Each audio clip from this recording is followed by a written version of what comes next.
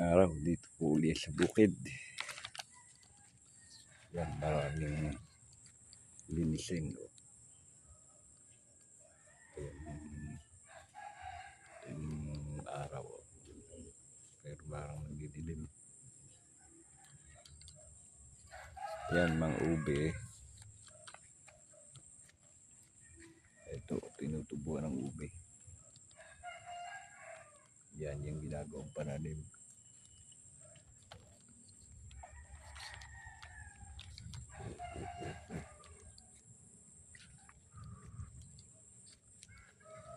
Yan, mga nalagas yung mga dahon. Saging. Yan, medyo malakas din ang bagyo.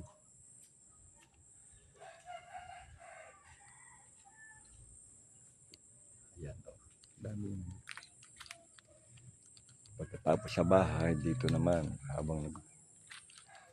pero may ayusin pa rin sa bahay. Pahinga dito naman sa bukid.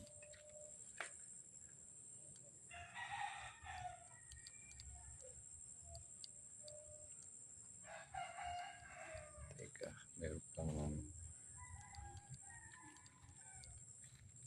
kukunin ko pa